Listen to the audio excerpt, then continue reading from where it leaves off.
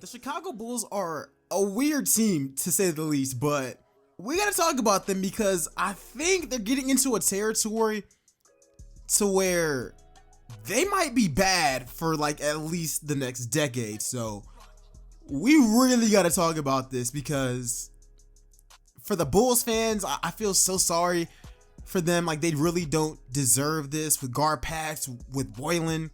Let's talk about the truth about the Chicago Bulls, and hopefully they can make some change to turn this thing around and save their franchise. Let's get it.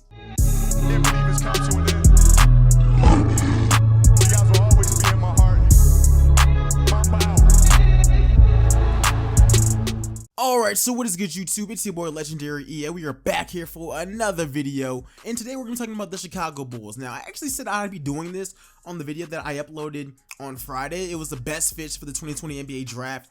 Check that video out, by the way. It's doing very well, and I want to make a lot more basketball content. I really enjoy doing it. I really enjoy talking sports, and all my videos are to start a discussion. Let me know what you guys think about it in the comment section below. If you guys are a Bulls fan, what you guys think that you guys can actually do to get better and all that stuff. But I don't want to make this a long video, so if you guys enjoy it, like it up, subscribe. On the channel, we do basketball videos, 2K, and a bunch of other stuff revolving around sports. Might be doing an NFL mock draft very soon. But anyways, guys, we're back into this, and we're talking about the Chicago Bulls and the truth about the Bulls, because in my video 2 days ago, I did say, whenever I was talking about the Bulls and who would fit for that pick, I said the Bulls should be willing to trade Zach Lavine. And I know that that's a very unpopular opinion, especially since, I mean, right now, Zach Lavine's a really solid player. I mean, he's 25. This season he's putting up almost 26 points per game, almost 5 boards, 4 assists, and I mean, he's shooting 38% from the 3, which isn't crazy, but that's pretty solid as well. But to me, the Bulls are literally built around a losing culture. Like, that's my biggest problem with tanking in general. I just legitimately don't think tanking has ever really worked. I mean, a team that's tanking, well, not really tanking, but they're tanking, are the Golden State Warriors this year. And the reason why that's going to work for them is because they've won 3 championships in the last like 4 to 5 seasons. They have built a winning culture, and this year for them was riddled with a bunch of injuries. I mean, we'll look at Miami. They didn't tank, and they're a very solid team, which might be a sleeper team once the playoff comes. A team that has been tanking for like 10 years straight has been Philly. And even that process, I don't think it's going to end out with a championship with the current 2 superstars or 2 stars that they have on their roster. And the Bulls are just in a constant cycle of getting a low tier draft pick and drafting good players or solid players and just not developing them. I mean, right now at point guard, Kobe White, Chris Dunn. I mean, Chris Dunn probably won't be on the roster next season, but Chris Dunn is still a top player that they traded for. Kobe White, like I said before, they got Zach Lavine as shooting guard. Small forward, Otto Porter, Chandler Hutchinson. Power forward, Lauri Markkanen. Center, Wendell Carter Jr. They have a tremendous talented roster, and now they're falling into the trap of drafting more young players at the same positions and somehow expecting results. Now, of course, some of this could be pointed towards Jim Boylan being a terrible coach, which he is. Garpax being terrible in the front office, which they are, and I think that is completely true. But at this point, the Chicago Bulls owner should fire the entire front office. Garpax, Boylan, all of them, and whoever comes in honestly should think about cleaning house, because Zach Lavine has been on this team for about 3 seasons now, and all they've done is lose, and I don't think his game translates to necessarily winning games. Zach Lavine signed an extension a few seasons ago, 4 years, $80 million. That's going to be up in 2022. He's going to be expecting a bigger offer, especially if he keeps putting up these kind of numbers. But I don't want to call his numbers empty, but in some way, they really are. They don't translate to wins. And not to mention, another reason why I hate this tanking and getting all these young players is because eventually you got to pay all of them.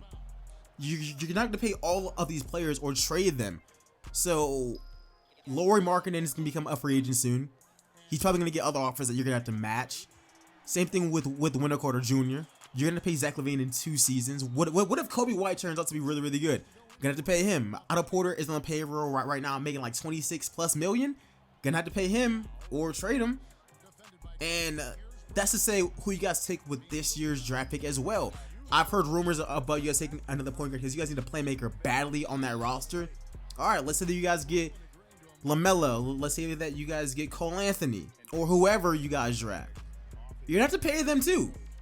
And that's my thing about tanking. Tanking only goes so long before you get all these young players who maybe it works out and they're all good, but then you gotta pay all of them and let half of them go because there's something called a salary cap, or you draft all bust. And I can't be like I can't lie.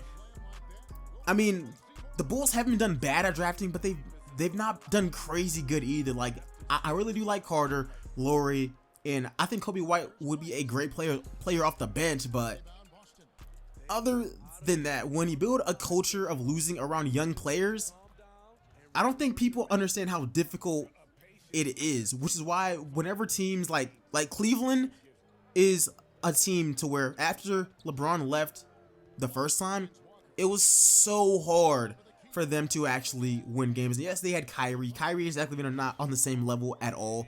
At their times on losing teams, they were never at that same level. And I think his ceiling, Zach Lavine is a third option on a really, really good team. And that's not even a slight at him. I think he's a great player. But if you want to build around him, which, like I said, the money he's going to be expecting in 2022, if he keeps putting up these kind of numbers, yeah, he's going to want an even bigger bag. And I don't necessarily think he's going to be worth it. So, in my honest opinion, I think that the Bulls, first off, the owner, I don't know why he's waited so long. Garpax should have been gone a while ago. Get rid of the front office and try to clean house on this team, man. And just get some new guys in there, a new coach in there for sure. Maybe somebody like Jeff Van Gundy, maybe Mark Jackson or Kenny Atkinson. Kenny Atkinson is a coach who's great at rebuilding teams. I'm not sure if he's going to be there for a championship or anything, but at least he's great at developing talent. And that's something that the Bulls desperately need. But anyways, guys, like I said, this entire video was to start a dialogue. I didn't get a script or any of this. This is straight off the dome. The Bulls have gone 3 seasons in a row, if we're counting this season as well, with 20-something wins or lower, man. And it's crazy because just 6 years ago, D Rose was there. They had 50+ wins, and stuff was so different. And then his injury happened. Then you guys had some time with Jimmy Butler, and Jimmy was incredible as well. And then things just really went downhill. I mean, I just think a rebuild is necessary. And to say that Zach Lavine is untouchable the way that some Bulls fans have, I don't think anybody on this roster should be untouchable. You guys are still a big market team with a lot of history. I think if you guys show signs of having talent on the roster and a winning culture, which needs to be put in there by a veteran player, that's the biggest thing. You guys need a veteran player who knows about winning. If you guys get that right, getting free agents there isn't going to be all that hard. Let me know what you guys think about this in the comment section below. What do you guys think that the Bulls should do to start winning again, man? Because the Celtics are back. The Lakers are back. Wouldn't it be great for another historical franchise like the Bulls to be back as well? But I mean, other than that, let me know what else you guys want me to talk about in the comment section below. I'll probably make another video talking about the 2020 draft very, very soon. And I'll see you guys in the next one. I'm out. Peace, y'all.